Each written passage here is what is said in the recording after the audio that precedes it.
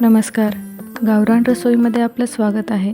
आज आपण पाहणार आहोत आंब्याची पोळी. याला कोकणी भागात आंब्याचं साठं पण म्हणतात. ही रेसिपी माझ्या आईने बनवली आहे.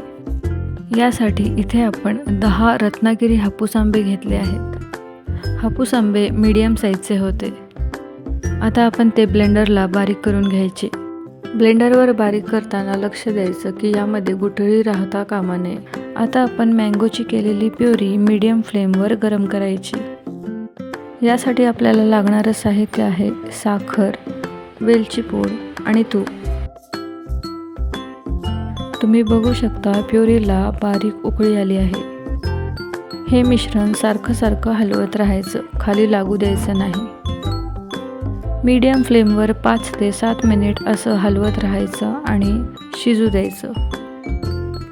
5 ते 7 मिनिट झालेले आहेत. आता आपण यात साखर घालूया. मला इथे 1 वाटी साखर जास्त वाटली म्हणून मी थोडी बाजूला काढली. हे खरं तर आंब्याच्या चवीवर डिपेंड असतं. आंबा आंबट असेल तर साखर थोडी जास्त लागते. आता अगदी थोडंसं म्हणजे अर्धा चमचाच तूप घालायचं आणि त्यानंतर आवडीनुसार वेलची पूड घालायची. हे सगळं पुन्हा एकत्र करून शिजवायचं. हे 2 ते 3 मिनिट शिजवत राहायचं. यामध्ये सुद्धा गाठ होता कामा नये. या आंबा पोळीचं किंवा आंब्याच्या साठ्याचं विशेष म्हणजे हे वैशिष्ट्य आहे की ही पोळी 6 महिने ते वर्षभर टिकून राहते.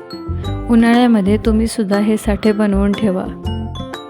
2 ते 3 मिनिट झालेले आहेत. आता तुम्ही बघू शकता ह्याला एक वेगळीच शाईन आलेली आहे.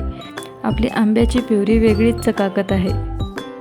आता इथे काही स्टीलच्या ताटांना थोडंसं तूप लावून ग्रीस करून घ्यायचं. तूप लावल्यानंतर पोळी सहज सुटते. आता या ताटांमध्ये आपण प्युरी घालून घेऊया. एका ताटामध्ये 2 ते 3 पळी प्युरी बसते. प्युरी घालून झाल्यानंतर ताटामध्ये पसरून घ्यायचं. हात न लावता हे असं.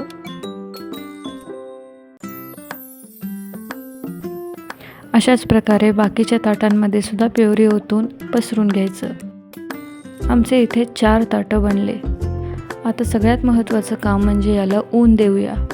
टेरेसवर किंवा बाल्कनीमध्ये ही ताटं ठेवून द्यायची जिथे कडक ऊन येईल. तुम्ही बघू शकता 1 ऊन दिल्यानंतर पोळी अशी सुटते. माझ्या आईने दुसऱ्या दिवशीही ऊन दिलेलं आहे. 2 दिवस मस्त कडक उन्हामध्ये वाळवून झालेले आहेत या पोळ्या. आता आपण याचे कापं काढून घ्यायची.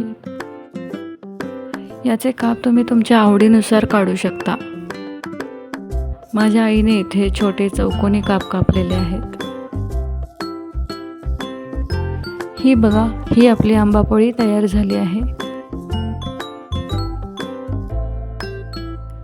ही तुम्ही एअरटाईट कंटेनरमध्ये जर ठेवली आणि फ्रीजमध्ये ठेवून दिली तर 6 महिने ते वर्षभर आरामात टिकू शकते.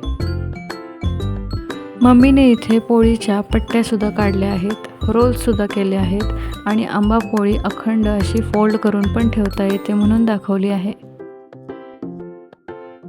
ही रेसिपी तुम्हाला कशी वाटली नक्की सांगा. आणि अशाच भन्नाट रेसिपीज पाहण्यासाठी गावरान रसोईला लाईक करा, शेअर करा आणि सबस्क्राईब करा.